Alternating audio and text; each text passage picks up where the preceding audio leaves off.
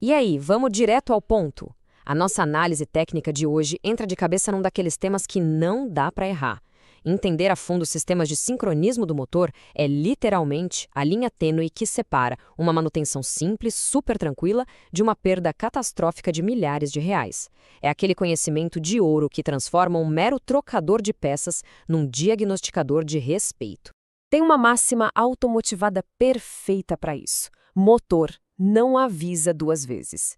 Os riscos aqui são brutais. Por isso, hoje a gente vai largar a teoria chata de lado e focar totalmente na verdade nua e crua do chão de oficina. Vamos ver o que realmente acontece ali no dia a dia, trazendo diagnósticos reais para evitar dores de cabeça gigantescas.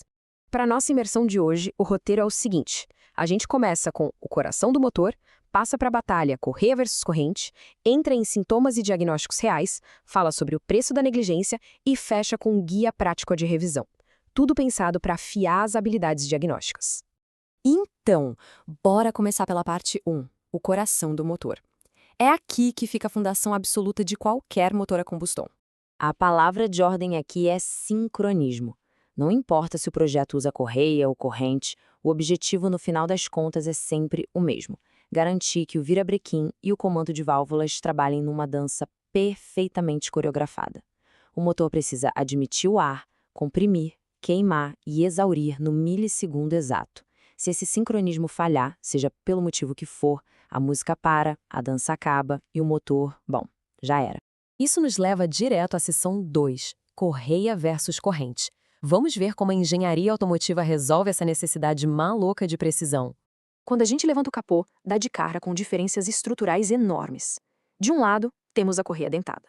Ela é feita de borracha reforçada, materiais compostos, fibra de vidro. O grande trunfo é super leve, barata de produzir e tem uma operação extremamente silenciosa.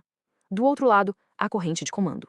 Aí já é uma construção inteiramente metálica, que trabalha ali, banhada e lubrificada no próprio óleo do motor. É um sistema altamente robusto, enfrentando as mesmas temperaturas e condições extremas do fluido que a envolve. Ou seja, no ambientes, materiais e exigências de manutenção completamente diferentes.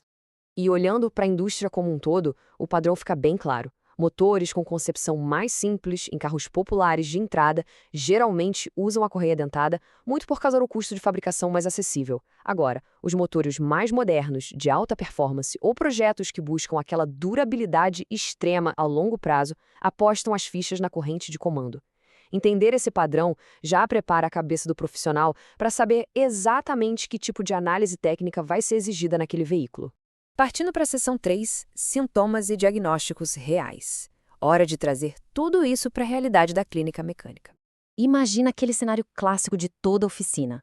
O carro chega com o motor falhando, funcionamento todo irregular, bebendo muito combustível e a luz de injeção gritando no painel com falha de sincronismo. O primeiro instinto de muita gente é tascar o scanner, ler o código e já condenar o sensor de rotação ou o sensor de fase.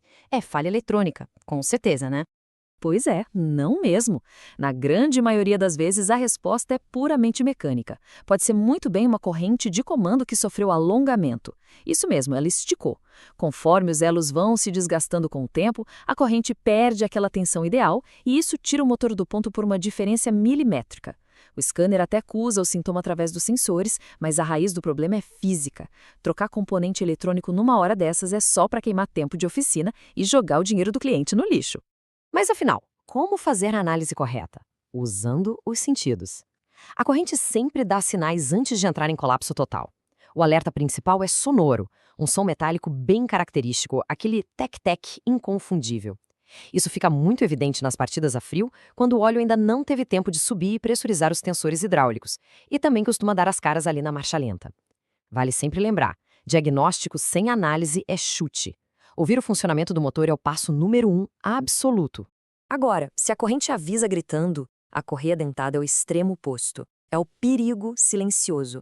Uma correia totalmente ressecada, com as tramas comprometidas, dentes rachando. Ela não faz um pio. Ela continua trabalhando perfeitamente silenciosa até a exata fração de segundo em que se arrebenta. Zero aviso sonoro. O motor simplesmente para, de uma vez. E isso nos joga direto para a seção 4, o preço da negligência. Vamos falar do peso financeiro e do pesadelo que é ignorar esses componentes. Esta aqui é a janela crítica de vida útil das correias dentadas, entre 60 e 100 mil quilômetros. Claro, isso varia bastante conforme a especificação da montadora e principalmente com o regime de uso do veículo.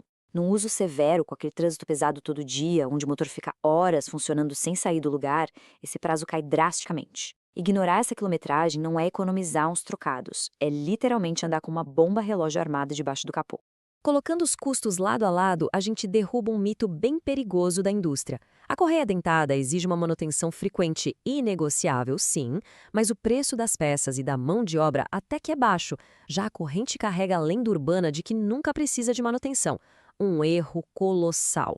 A intervenção na corrente é rara, beleza, mas quando chega a hora de trocar o kit completo com tensores e guias, o orçamento assusta. Exige desmontar a frente inteira do motor e, em alguns modelos mais complexos, precisa até arrancar o motor inteiro do cofre. No fim das contas, a velha máxima não falha. Manutenção barata evita prejuízo caro. A manutenção preventiva é sempre e sem exceção a melhor saída. E no caso da corrente de comando, a prevenção se resume a uma única coisa: troca de óleo rigorosa, no prazo certo e com a especificação exata.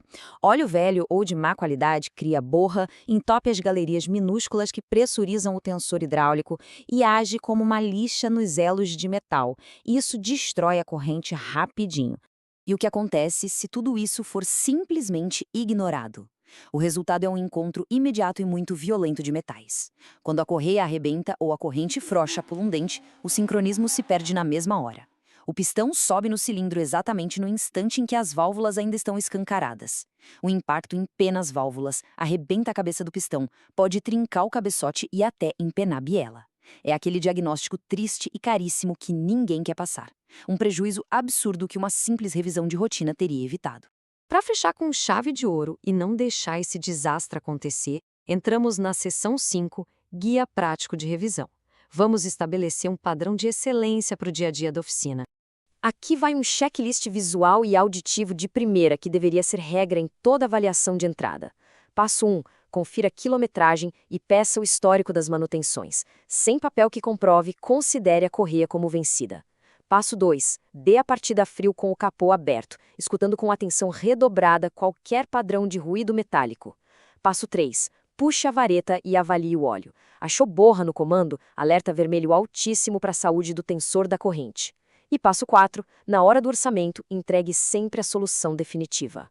E falando em solução definitiva, esse é simplesmente um mandamento de ouro do sincronismo, uma regra técnica inquebrável. Nunca, em hipótese alguma, aprove a troca apenas da tira de borracha da correia. O tensor sofre fadiga de mola e os rolamentos perdem a lubrificação interna, desgastando e arranhando as esferas.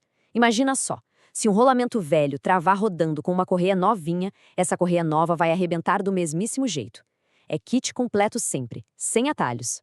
Para finalizar essa nossa análise técnica, fica uma reflexão de peso.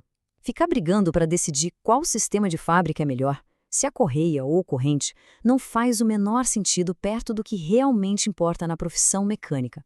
O sucesso real no chão de oficina não depende de qual peça montaram lá na fábrica, mas sim de um diagnóstico cirúrgico, do respeito total aos prazos de manutenção e de uma execução de serviço impecável.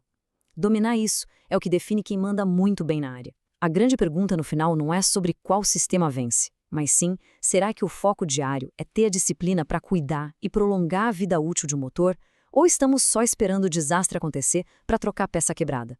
Fica a provocação para elevarmos o padrão todos os dias.